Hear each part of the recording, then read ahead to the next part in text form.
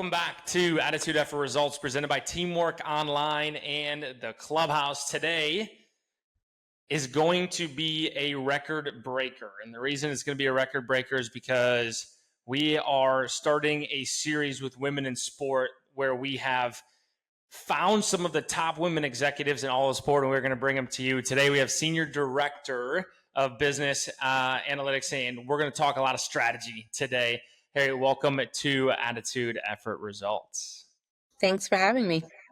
You bet. And I am pulling you away from family this evening, so I appreciate your time and valuing time with us. We're going to talk about how you can manage your family, your 3 kids, and moving around the country. We're going to get into all of that today. Tell me a little bit about a SparkNotes version of your background to let everybody know kind of what you're about and what is important in your life. Definitely. So I started my career in inside sales with the Phoenix Suns, worked with some of the best individuals in the business that are off doing amazing things throughout sports. Spent time there for about 3 years. Went to grad school simply because it was something that was important to myself and my family. Got my MBA at USF with Dr. Sutton and team, and then moved my way further down to Miami and worked with the Miami Dolphins and spent some time helping them revamp their suite opportunities, allowing new fans to come into the new stadium, the renovation. It was really a great experience. Again, worked with some of the best individuals in the business while I was there. Took some time off to be a mom. So in between that and my time with the Washington Commanders, spent about a year just focusing on motherhood, which was amazing with my first son, and then transitioned into a role with the Washington Commanders. Was there for about 4 years, and then made a switch into consulting. That really opened my eyes to a whole new realm of just business operations strategy. And that, I believe, really set me up to be in this role that I'm in now with the DC United. I love it. As you guys can tell, she is no fluff. We are going to create some opportunities for you guys to learn today. Also, everybody listening, as you just racked off your background, everybody listens like, oh, you're just getting everybody from Phoenix and Miami because you worked with them. No, that's not the case at all, actually. That's how small this industry is. We have both worked for the Dolphins and for the Suns, not at the same time.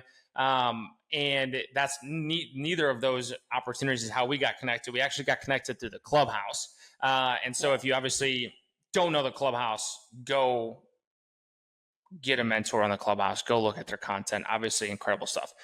Harriet, tell me a little bit about the sport experience. You've obviously had a good range, different areas of the country, different sports. Tell me a little bit about how helping others along your way has really been a passion of yours, because you and I align a lot on that, and giving back, you're most empowered to help the person you once were, is obviously important, and that's what we're doing today.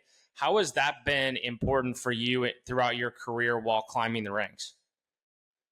Honestly, it's probably the most fulfilling part of working in sports is helping individuals like myself who want to break into the industry and didn't really know how, or they don't know how, and help them navigate the different scenarios that they may find themselves in. These conversations are very nuanced. They're one-offs. They're sometimes in group settings. They're sometimes on panels, or there's just somebody reaching out to me on LinkedIn. I know throughout my career, there's always been somebody there to take a call, to take an email, to, answer a direct message. And I feel it's really important to do the same. Even as busy as I am, I try my best to follow back up with people, set up one-on-ones. And the Clubhouse is a really great opportunity for that.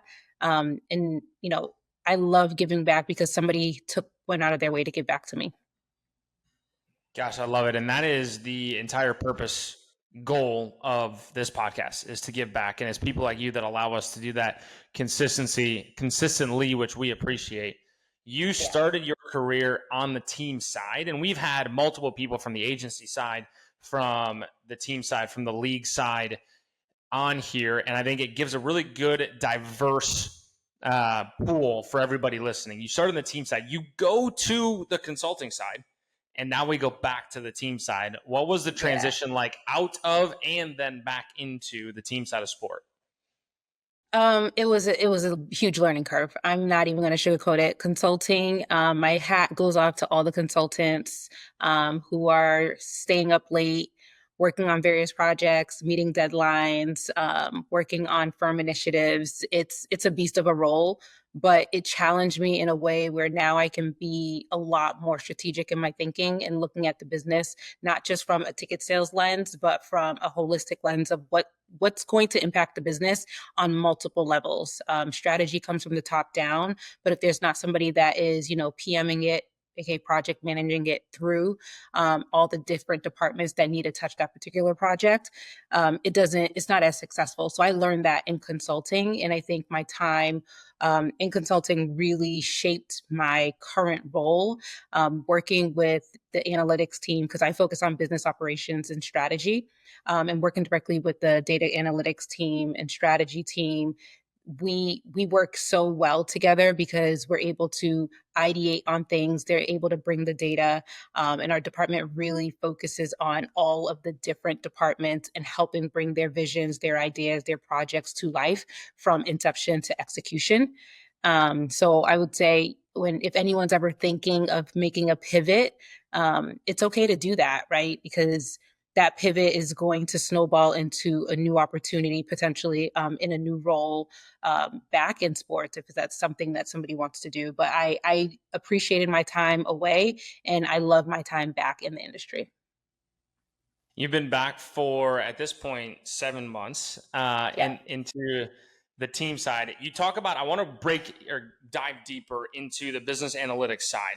There's individuals out there right now that love the analytics. There's individuals out there that really want to dive into that, but don't know necessarily how to do that. On the analytics side of sport, what is one thing that you found successful in for others to break into that side of sport? Because there are less roles on that side than there is per se on the sales side or marketing side or event management side, because teams don't staff 50 business analytics people, right?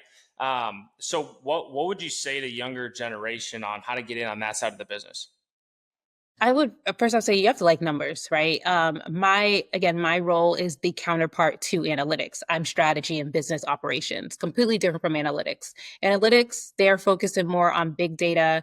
They're identifying opportunities through the data. They're telling a story with data, and they're using software and resources to help them ideate on sponsorship opportunities. They're crunching the numbers for ticket sales, trying to understand trends and path forward to their ultimate goal of revenue.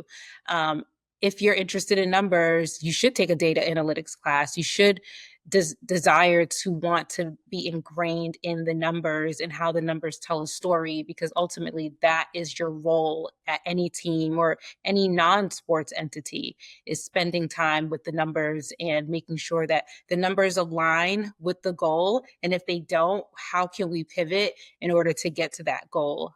So within my role, focusing on business operations, we're PMing, project managing a lot of the projects throughout the organization. So focusing on problem solving and coming up with solutions at every turn, never looking at a problem as this is not solvable. We're also releasing tension and any pain points within the organization that makes their day run smoother, focusing on things that they may not have the bandwidth to focus on in that moment, but it is a top priority, whether it's coming from the president's office or any of the senior leaders. In the business operations and strategy team, we really focus on helping all of the departments solve any of their major pain points as it pertains to the overarching goal of the organization.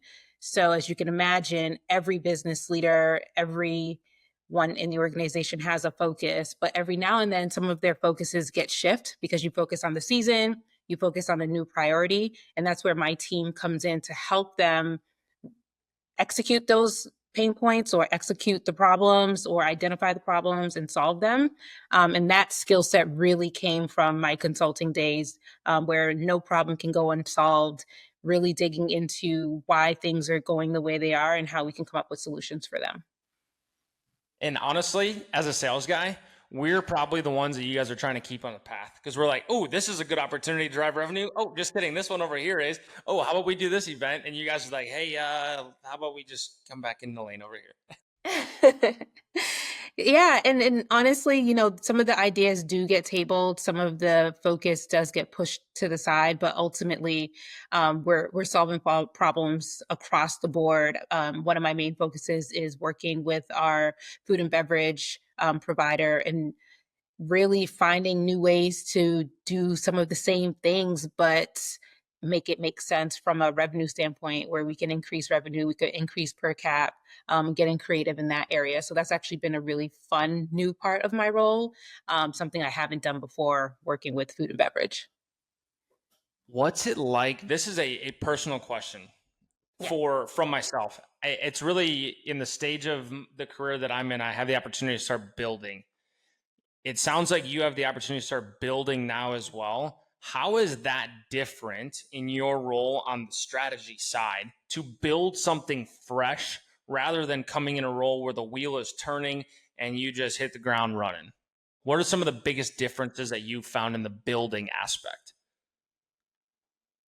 All ideas are up for conversations. We don't have to limit the direction we go in because it's never really been done before. And if it was done, you're taking that new build and you're revamping it or you're finding new ways to execute it. So I think the build stage is really exciting. And that's what this role is about, is building something and working on a lot of brand new things. And that's just a testament to, DC United and leadership and them identifying this role as a need across different avenues. They could have, placed it in different places, but sitting across all the departments and working with all of them to build something and program things from beginning to end has been really exciting. Gosh, I love that. You're not taking a linear path in your career, Nah. and the linear growth that everybody thinks about the ladder, that was you broke the ladder multiple times and then kind of pieced it together as you went. Well, what's it been like from a non-linear path, but also in different markets? Again, you've jumped to different markets multiple times. What's that been like? And as a mother, right? As you transition with a family as well. Yeah, I think that's a really great question. I do look back on my career and I wonder at times, and even have spoken to different mentors about, where did I pivot to get to this point, or where should I have gone to get to that point? But I would say every stop that I've been at, I've built really great relationships. I've learned a ton about myself. Finding out that in some roles I probably could have done a lot more and done better, whereas other roles I was able to, make an impact. I think it all ultimately set me up for this role that I'm in now. I prioritize at different stages of my life. I prioritized love. I prioritized my children. And so to be where I am today is very satisfying for me because the things that matter most are still intact. Careers are fleeting, coworkers are fleeting, careers, all of those things can disappear tomorrow. But because I prioritized other things throughout my career, and not just, paychecks or titles and things like that, I'm very satisfied with the not so linear path that I've taken, because I can look back and say, well, I made really great friends. I had really great mentors. I made an impact where I could, and I have a healthy, beautiful family on top of all of that. I think you just described what people are looking for. I really do. I think a lot of what we do here with AER is to help people grow their careers. And that's Yeah. important. And my partner Hunter and I have helped people do that. We've helped many people get into the sport industry, create a job in this industry. And we talk about growth a lot. And him and I have also taken multiple steps to grow our careers. He's at a point right now, being vulnerable, where it might not be the right time for him to grow his career as fast as possible, where other factors are coming into play, family being one of them. And taking a step back in the space that I'm at with my wife and I just moving to North Carolina, family's becoming more important. And if you can get to a spot where family is your number one priority and you have the opportunity to do that, I think you just described what life is really about. I think you described what a lot of people are not willing to admit that they want in this industry. I think a lot of people are like, I want to grow, I want to grow, I want to grow. And at the end of the day, if you're growing and come home to a spouse who's not happy or kids who never see you, what does that mean, right? Why Yeah. are you working so hard to have that? So I appreciate you opening up and sharing about that. I'm going to ask this question from a place of ignorance because I know nothing, absolutely zero about it. What's it like being a mother in the sports industry? Because we work a lot and it's demanding. What's it like being a mother of now 3 kids in the sport industry? I will say now being a mother of three at DC United has been the best experience of my entire sports career. I Okay. have support from the top down.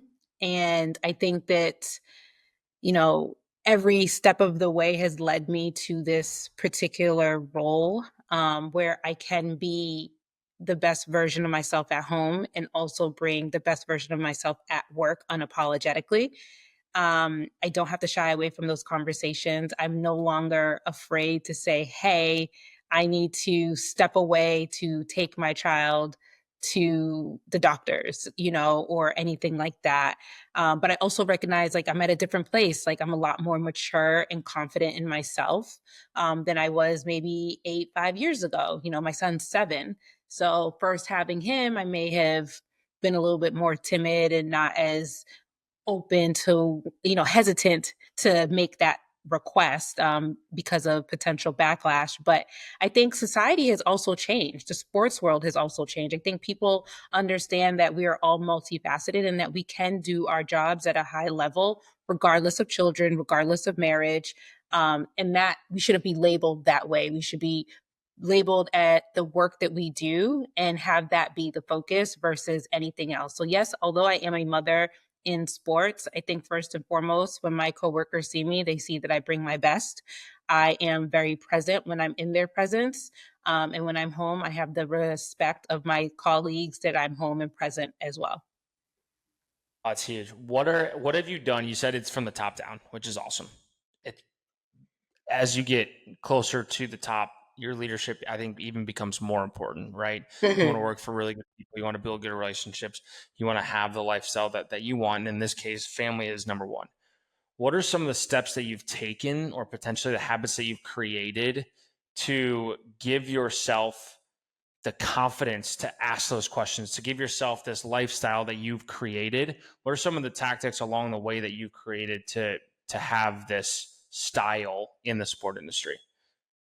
I would say most recently having a serious conversation with my spouse, understanding that moving back into sports was going to require a little bit more of me. And so there may be times where I'm home and I'm not available for dinner, or I'm not home on a Saturday because I'm at a match. And having that real candid conversation and saying to my husband, babe, I'm not going to be here right now, but that doesn't change anything. But I need to be present for this so that I can continue to grow my career in the way that I want to grow it. Because there's so many amazing mothers and just women in sports out there that are grinding and hustling and climbing the ladder at a rapid rate.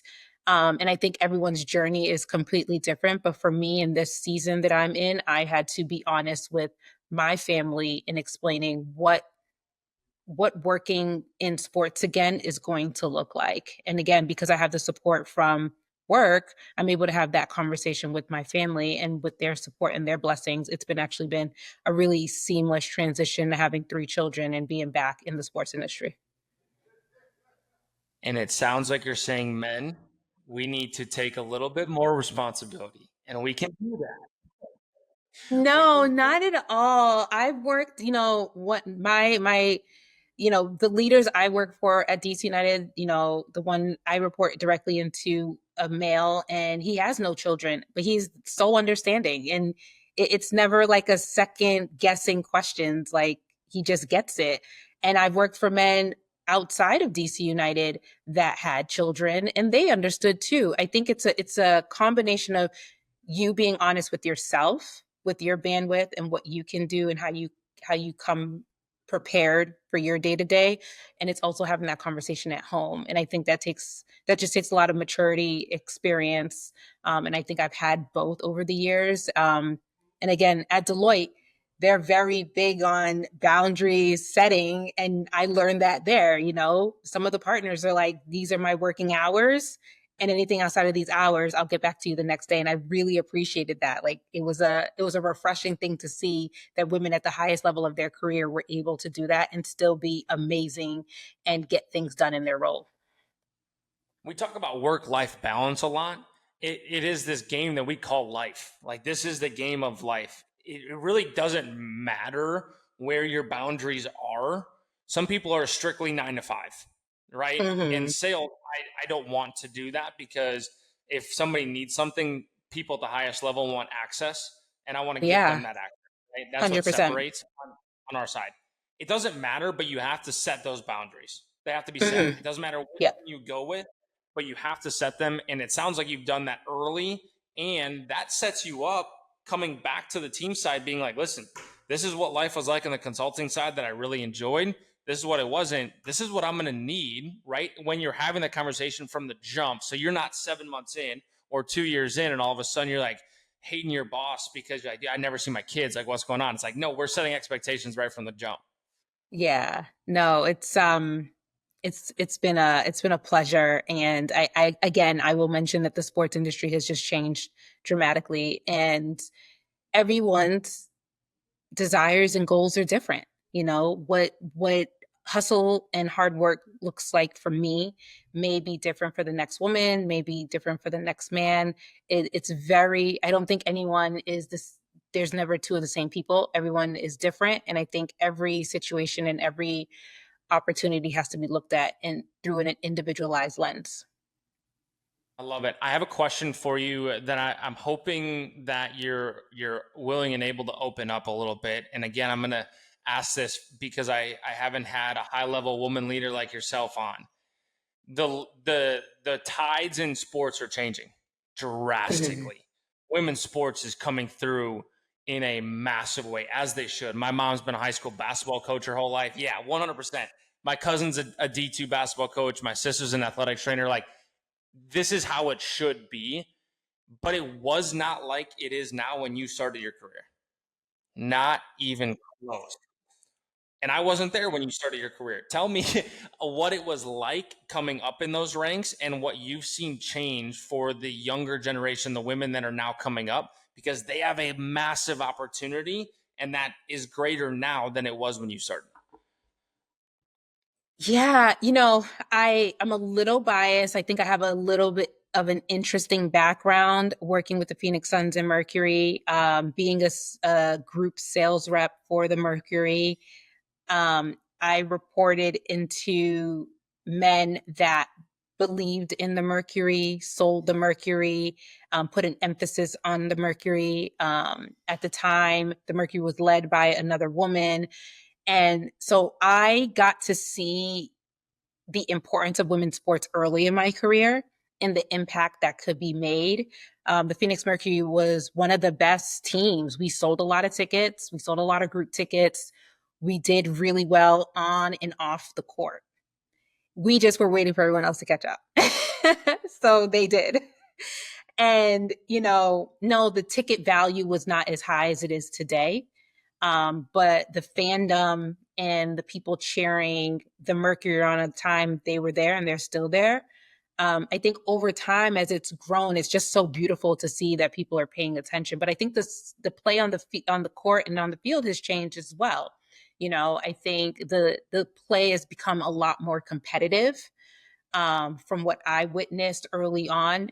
Yes, I got to see Diana Taurasi play and Brittany Griner, and they were competitive in their own right. But now it's like a bunch of versions of them are on the court, right? It's not just one or two players anymore or three players. It's everyone is as competitive, as athletic, as talented as one another.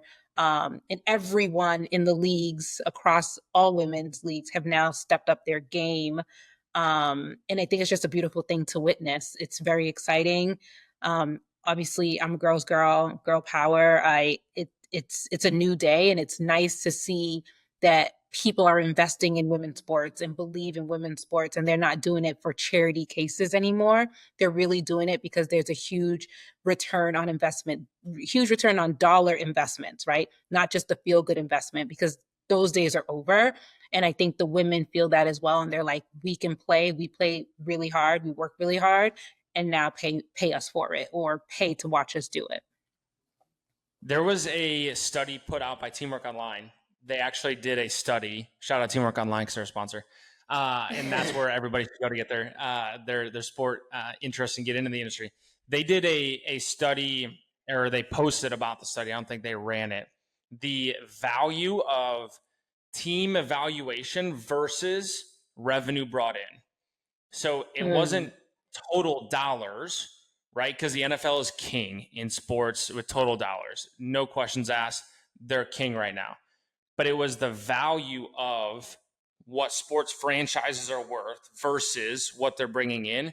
And the WNBA was far outweighing any league out there. It was like 20-1 to anybody else, the value of what these teams are worth to what they're bringing in, because of the absolute rapid growth. However, we say rapid growth, you were doing it with the Mercury and you believed in it, and you had people at the time believing in it. And now it just took a couple players, it took a couple different media deals, and a couple owners fully believing to now get it where it is. But the valuation of women's sports, if you are an owner of a professional sports team or looking to get in, that's where you're getting in to own a professional sports team, because some of these valuations for larger teams are astronomical and really tough to get in. But this is where all the investors are going. I listen to Alex Rodriguez's podcast consistently, and it's called The Deal, and he talks about sport deals. I feel like every time somebody's on, they're talking about buying a women's soccer team, a women's basketball team, getting into the softball league. Like now there's professional women's softball, which having a sister and a mom who played, and volleyball, like having a sister and a mom who played college softball, like that's as high as I could go. There was no ever dream. You couldn't even dream it because it didn't exist. So that is massive coming up in the world of sport right now. Yeah, it's a again, sitting back and watching from when I started with the Mercury and up until now, it is a beautiful thing to see, but there's just so much growth left. Like it's not over. And if you talk about shaping your career and growing your career, being part of a women's team or league that's up and coming now, that's really where you could sink in your teeth and make an impact, and take in all of your skills or all of the things you learned at one team and bringing it to the women's leagues and just helping to grow it. I think that's a really satisfying career opportunity for folks.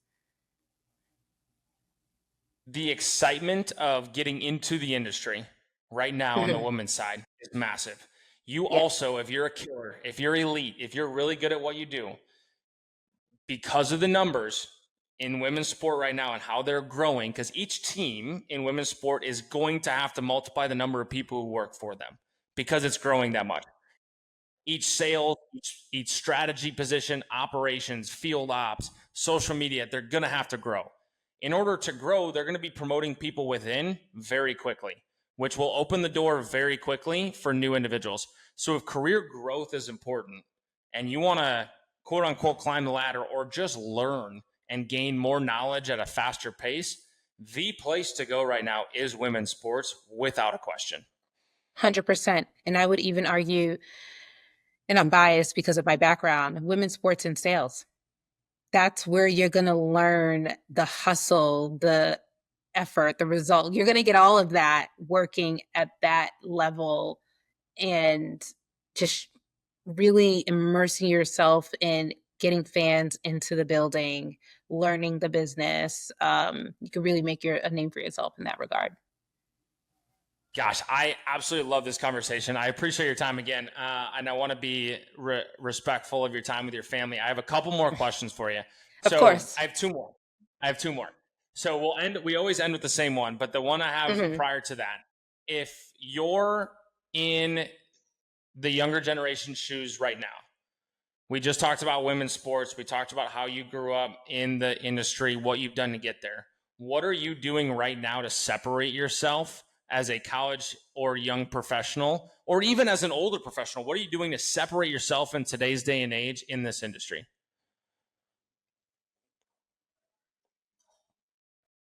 Getting face to face. Ooh, okay. Tell me Getting more. face to face. If I could, because I don't know if you remember handwritten notes. They were so impactful. Thanking someone with a handwritten note. Some people do it, some people don't. But if you have the opportunity to get in front of an executive face to face, take them out to coffee, I think that is truly going to separate you. We do a lot of Zooms, we do a lot of Teams, we do a lot of things virtually, but that human in person interaction is priceless. And that's when you really get to know somebody. You get to feel their energy, you get to better understand them as a person. And yes, executives are busy, so it may be really difficult to get on their calendars. But if you do have that opportunity to set up and treat somebody to a 10-minute coffee, a 15-minute coffee in person, I think that that would go a long way. Your gas money and the $15 you spend at a coffee shop will multiply infinitely if you do that. I think so. I just think it's a little bit old school, but I think that deep down inside people crave that face to face interaction, you know. It's not as common anymore. I would also say conferences. A lot of leaders go to different conferences, whether it's SBJ or front office sports, teamwork, all of those conferences.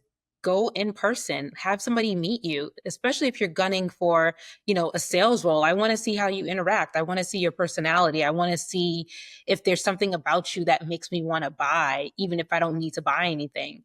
So that would be my second piece of separation is face-to-face conferences. And I know there's virtual ones, but if you could make your way to an in-person one, do that. So thank you for calling me out for not coming face to face to have this with you. That was cool. Uh, Next time I, I'll come out to the studio and yeah, we'll do it that way. I love it. I listened to a podcast called it's an Ed Milet podcast. He's one of the top influential speakers in the world. He's got a finance company. He owns an island, so him and I are pretty much on the same page. I think same level. He flies people to his island. So when I own an island and a couple private jets, I'll fly you out. Sounds good. We'll be there. I love it. Okay, last one. Attitude, effort, results. Obviously, the name of the podcast. What does that mean to you? How has that impacted those couple words impacted your career so far? I believe I've heard that every step of the way in my career. And I will say when the attitude is bad and the effort's bad, the results don't follow. And careers do ebb and flow. So for me, having the right attitude and putting in the effort, I've always seen the results. And there were moments in my career, humbly, where I did not have the right attitude because I was focused on something else. And so my effort wasn't there, but the results weren't either. And I was the only one to blame. So I would say that focusing on if this is the career that somebody wants, if this is where you want to be, or wherever it is you want to be, whether it's in sports or out of sports, always checking yourself at the front door, making sure you have the right attitude when you walk into the building. Because that attitude is a snowball effect to everything else. You'll automatically put forth the most effort and you will see the results over time. Enjoy the process, right? The process is just as beautiful as the end results, but within that process is the attitude, is the effort, it's the showing up, it's the asking questions. It's doing a little bit more each day so that you can be successful in your career, wherever that is. And you can't fake it because people notice it. People will Yeah, notice it. Like, they do. be a decent person.